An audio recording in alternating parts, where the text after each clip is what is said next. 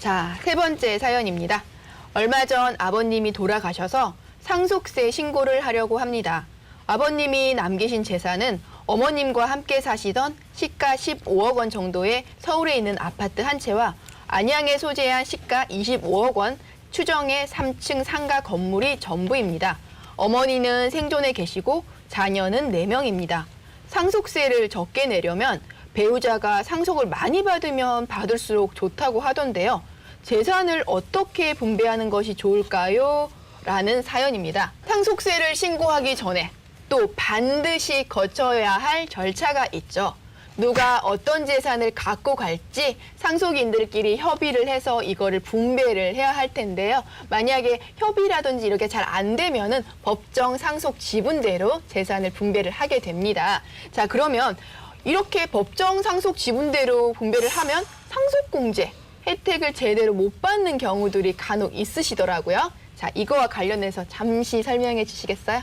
상속에 따른 기본공제에 대해서 궁금하실 텐데요. 네. 네, 기본공제 2억 원이랑 자녀 1명당 5천만 원씩 공제를 해줍니다. 근데 이게 5억 원이 안 된다. 그러면 5억 원까지 공제를 해주고요. 그다음에 배우자가 살아있으면 기본으로 5억 원 공제 받으실 수 있고요. 상속받는 재산에 따라 최대 30억까지 공제를 받을 수 있습니다.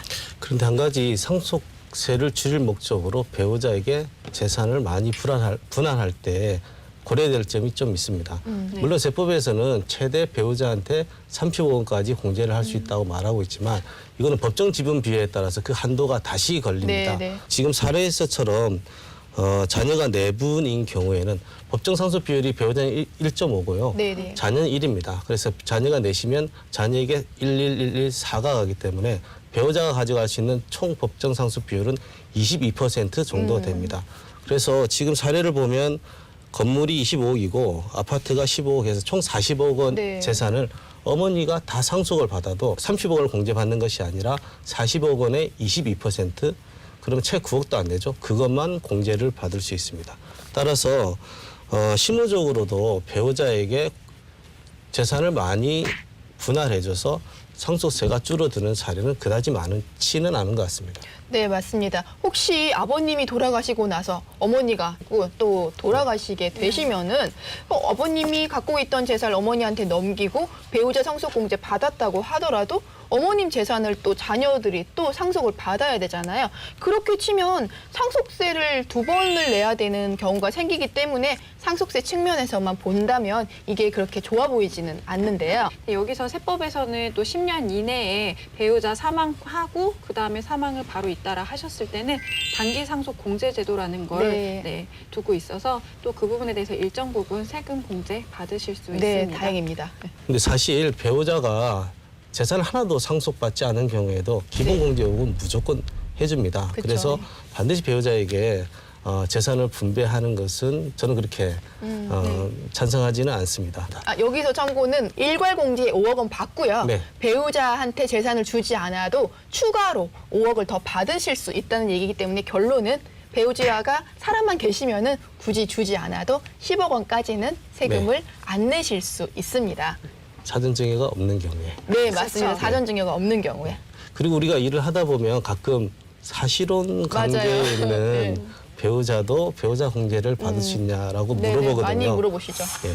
결론부터 말씀드리면 세법상 배우자 공제가 안 됩니다. 네. 상속세도 그렇고 증여세도 그렇고 맞습니다. 공제를 해주지 않습니다.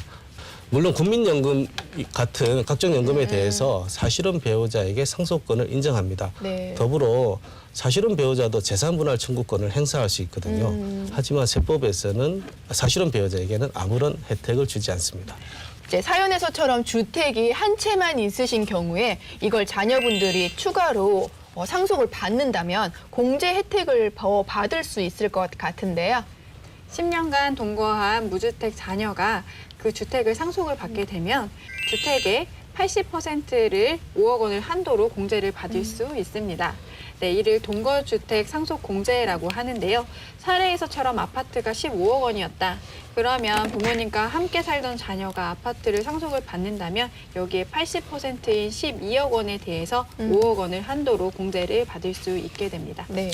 근데 여기서 또 하나 주의할 주의할 점이 있네요. 일반적으로 사연과 같이 아버지가 집 한 채를 집 한 채를 상속하시는 경우에는 어머니가 주로 상속을 받는 경우가 많은데요. 그렇죠. 같이 2014년부터는 어머니가 상속받는 경우에는 주택 상속 공제를 안 해주고 자녀가 받는 경우에만 공제를 해줍니다.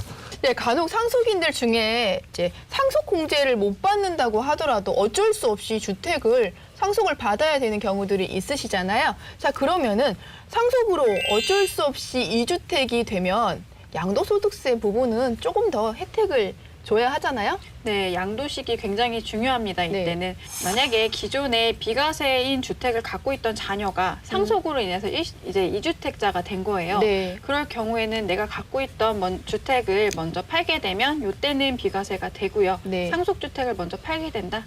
이때는 비과세를 받지 못하게 됩니다. 네, 그때는 이제 이주택자로 네네. 보게 되는 건 거죠. 네.